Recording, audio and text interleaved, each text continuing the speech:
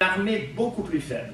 Ses ennemis ici sont à peu près 90 000 hommes, et il va se présenter face à eux avec 50 000 hommes. Et donc, c'est bien que ça discute, qu'il y a des espions qui passent. Ce qu'il veut, c'est que les autres... Mais le corps s'est foutu. Regarde, il n'a même pas les troupes nécessaires. On attaque. Et c'est de là que va profiter Napoléon. Comment? Je vais vous montrer, je vais vous faire un petit plan au tableau. Comment Napoléon va faire? Ici, c'est le champ de bataille de Austerlitz, c'est-à-dire ce qu'on a mis sur la table. Comment Napoléon fait croire qu'il a peur? Il présente ici une armée de 50 000 hommes, alors que face à lui, il y a une armée beaucoup plus importante pour développer leur vanité, c'est-à-dire la bêtise de l'orgueil, parce que l'orgueil, ça peut être une bonne qualité, la vanité, tu dis, oh, moi je suis pas quel homme, ouais. Et comme ce sont des aristocrates qui le méprisent, et qu'autour du tsar, il sait qu'il y a de jeunes aristocrates qui veulent qu'une chose, c'est écraser Napoléon, ce qu'ils ne savent pas, c'est qu'ici, à 80 km, à Iglo, il y a le corps d'armée de Bernadotte avec 17 000 hommes. Ici, à 144 km, à Presbourg, qui est maintenant Bratislava, ici c'est la route de Vienne, on verra là-dessus, il y a Davout avec 25 000 hommes. Si la bataille se passe, s'il se présente et que la bataille n'a lieu que 2 jours après, ça donne le temps à Bernadotte, à marche forcée, de venir renforcer, et à Davout aussi, sans que les ennemis soient au courant, puisqu'ils ne les voient pas et qu'ils ne les avaient pas vus. C'est comme ça qu'il va jouer. Alors, il y a un type, un Chinois, il y a 2500 ans, qui a écrit un livre, que vous lirez peut-être plus tard, quand vous serez un peu plus âgé, qui s'appelle maintenant « L'art de la guerre ». Ce type s'appelle Sun Tzu, et il nous dit que dans la bataille, nous dit Sun Tzu, il y a 2 forces qui s'entrelacent à l'infini comme le ciel et la terre. Ces 2 forces, je les symbolise ici, une force en bleu, ici, une force en noir. Les premières forces, c'est ce que Sun Tzu va appeler les forces normales. Ces forces normales sont visibles par l'ennemi. Ici, ce sont les forces extraordinaires. Les forces extraordinaires sont cachées. Ces 2 forces ont 2 raisons d'être différentes. Ces forces visibles par l'ennemi sont faites pour engager la bataille.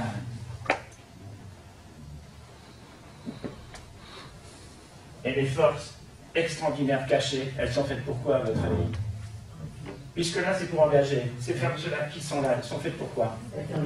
Oui, pour intervenir, mais dans quel but? Pour gagner la bataille. Donc, ici, la raison d'être, c'est gagner la bataille.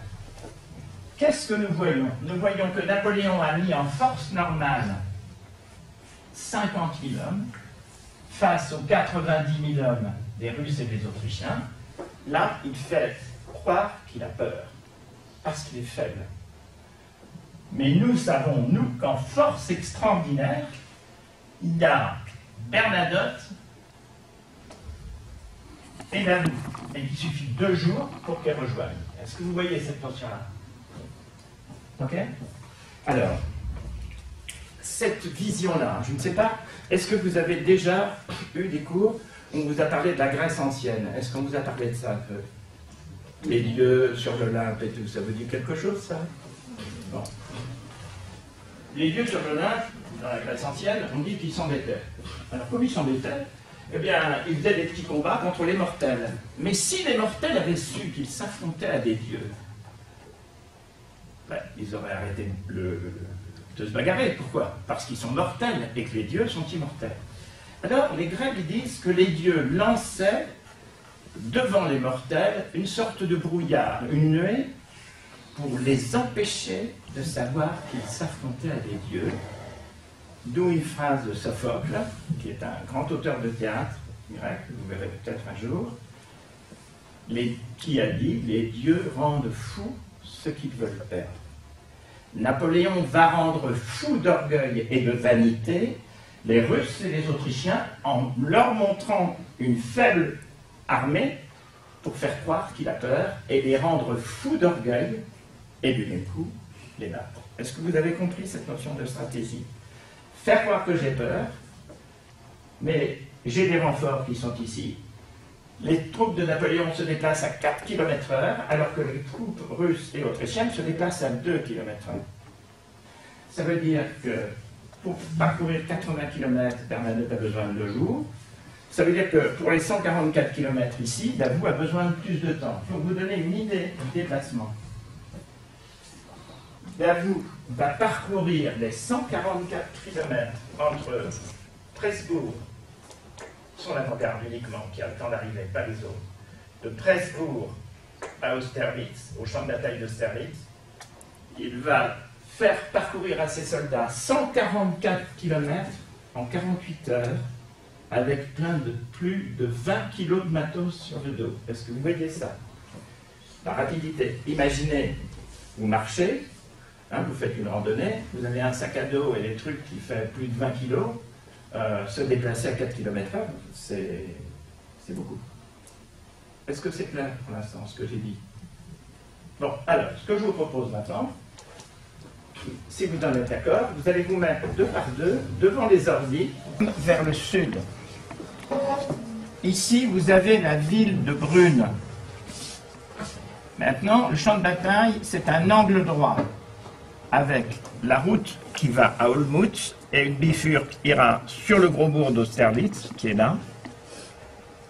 Et la deuxième partie de l'angle droit, c'est la route qui descend là, qui va vers Vienne, et Vienne est à 140 km.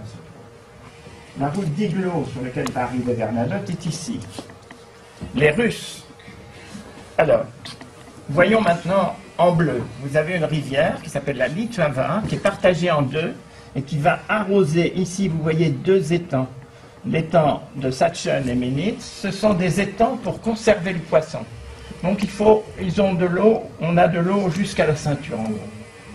Les étangs sont complètement gelés. La température pour la bataille d'Austerlitz, qui est le 2 décembre 1805, est de 2 degrés centigrades, 2,2.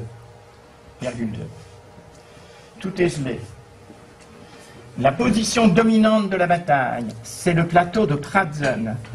Ici, nous avons un espèce de plat, là aussi, et là, le plateau, lui, est en relief. Pour augmenter... Alors, le plateau est en relief. Ici, vous avez les 2 petits bourgs de Telnitz et Sokolnitz. Ici, vous avez Puntovitz, ici, vous avez Schlapanitz, et là, vous avez Zuram, qui est l'endroit, le PC de Napoléon. Ce tableau que vous avez ici, c'est un tableau de Lejeune, qui était un peintre qui faisait partie de la Grande Armée. Il représente ce tableau-là, vous êtes au PC de Napoléon.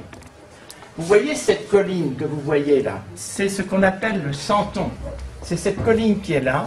Napoléon l'a fait entièrement garnir d'artillerie pour appuyer son aile gauche. Je vous ai dit que Napoléon veut faire croire qu'il a peur. Pour renforcer encore plus cette vision, il va laisser les Russes monter sur le plateau de Pratzen en hauteur pour qu'ils aient encore plus le sentiment d'être plus forts que lui. Alors, les Russes sont ici. Il y a un plan qui s'appelle le plan Weyrother, qui est le plan d'un général autrichien. Ce plan a été créé pour battre Napoléon. Alors, qu'est-ce qui est dit dans ce plan? Je vais manœuvrer les troupes russes, et après, je vais vous dire, si vous étiez Napoléon, vous vous mettriez où pour le battre? Ok? Alors, le plan Weyrother est le suivant. Ils vont descendre avec 40 000 hommes, avec les bataillons russes de Doktorov, Kienmayer, Langeron et Trebinsky pour attaquer Telnitz et Sokolnitz et couper à Napoléon la route de Vienne parce qu'il pense que c'est sa route de retraite et d'approvisionnement de munitions. Ils vont donc descendre ici, entre ici le flanc du plateau de Pratzen et Temnitz et Sokolnitz, vous avez 3 kilomètres. Ce qu'ils veulent, c'est tourner l'aile droite de Napoléon et créer ici une diversion et ensuite l'écraser. Alors, vous voyez que le plan va consister ici, vous avez donc l'armée russe qui est ici, mais vous voyez ici qu'en descendant, il laisse un vide ici. Alors, vous êtes Napoléon en face, vous savez qu'ils sont en train de commettre une erreur. Il laisse un vide, donc une faiblesse. Quelles sont vos idées? Vous feriez quoi pour les battre? Vers la fin, attaquer là au cas aussi. Sur le vide. Oui. Vous avez raison. Vous avez raison. Le plan, la vision tactique de Napoléon est la suivante. Il sait qu'ici il y aura un vide. Il va attaquer sur le vide. Alors que les Russes le croient en fuite. Mais là, il va falloir les bloquer. Alors, regardez. Voyons maintenant la bataille. Pardon. Ça, c'est les troupes de Davout, et ça, c'est Friant, son avant-garde. Seule l'avant-garde de Davout a pu monter, à faire les 144 km de Vienne. Il est à l'abbaye de Redgen. Ici, vous avez le corps d'armée. Napoléon a disposé le corps d'armée de Lannes. Ici, vous avez Margaron, ça c'est de la cavalerie légère. Pardon. Ici, nous avons, je regardais tout. Là, nous avons Murat.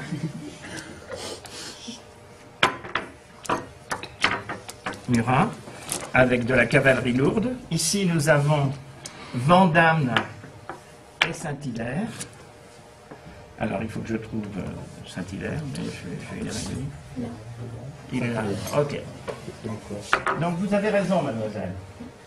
Il va ici, avec les divisions de Vandamme et Saint-Hilaire, qui sont des divisions qui sont commandées. Alors, le Grand est ici, et Vandamme et Saint-Hilaire sont commandés par le maréchal Soult.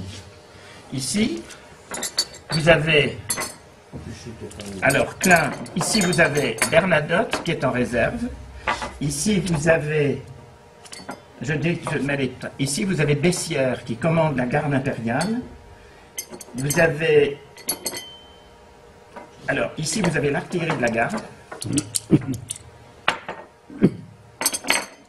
et Klein, Walter, etc. Ça c'est Murat qui a la cavalerie lourde. Et ici, vous avez Caffarelli, Suchet et Gazan. Donc pour l'instant, on laisse là, c'est des trucs de brigade. Ici, on a donc l'infanterie, Kellermann, Rivaud, Drouet, etc. Donc pour l'instant, on va laisser. Pour que vous voyez bien ce que va faire Napoléon. Et vous avez tout à fait raison. Il sait qu'ici, il y a un point faible. Il a préparé, caché par la rivière de Goldbach, 2 divisions du Soult, du corps d'armée de Soult, Vandamme et Saint-Hilaire. Là, c'est une attaque, c'est donc une action offensive. Le but, c'est qu'ils envahissent le plateau de Pratzen pour couper l'armée russe en 2. Pendant ce temps-là, il a donné ordre à Davout, avec sa division Friant, de venir bloquer les Russes qui descendent, les 4 bataillons russes, qui font 45 000 hommes. Davout n'a que 12 000 hommes. Il va se battre à 1 contre 4. Ordre à Davout, personne ne passe. Alors regardez bien le plan de Napoléon. Son plan, Bernadotte est en réserve. Ici, il va appuyer son aile gauche sur le Santon, parce qu'ici, il y a Bagration qui a avancé. Alors maintenant, nous avons un moment très important dans une bataille. Napoléon disait, dans une bataille, il n'y a qu'un moment favorable.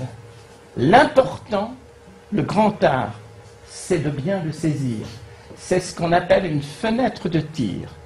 Avant, c'est trop tôt. Après, c'est trop tard. Vous verrez plus tard, quand vous serez un peu plus âgé, ça peut vous est peut-être arrivé, quand vous avez quelque chose que vous avez envie de mener, qui est difficile, eh bien, vous vous dites, c'est maintenant qu'il faut que je le fasse. Ça veut dire que vous avez l'intuition de la fenêtre de tir. Est-ce que vous voyez cette notion-là? Or, cette notion de fenêtre de tir est très importante, parce que il faut que les troupes de Soult attaquent suffisamment tôt pour aider Davout, qui là est dans une situation très difficile parce qu'il est beaucoup plus faible que les Russes, 1 contre 4, mais qu'il faut qu'il attaque suffisamment tard pour que les bataillons russes n'aient pas le temps de faire demi-tour pour remonter sur le plateau. Est-ce que vous voyez cette notion-là? Alors, nous sommes à Zuran, c'est-à-dire à cet endroit-là. Napoléon a convoqué ses maréchaux et il dit à Soult, alors Soult est là, et il l'a convoqué à 7h30. Napoléon dit à Soult, Soult, combien vous faut-il de temps pour envahir le plateau? Soult répond, il me faut une demi-heure, sire. Alors Napoléon lui dit, allez, mais vous attendrez encore un quart d'heure. C'est ce qu'on appelle une fenêtre de tir. D'accord? Pourquoi? Parce que si le moment est bien choisi, alors la bataille va basculer et va ouvrir une perspective extraordinaire que les Grecs anciens appelaient le kairos, c'est-à-dire le moment vertueux où tout réussit. Mais vous voyez, Napoléon dira à Sainte-Hélène plus tard, il dira, si à la bataille d'Austerlitz, j'avais attaqué 5 heures plus tôt, la bataille aurait été perdue. Est-ce que vous voyez cette notion-là? Donc, Davout défensif, les troupes ici offensives.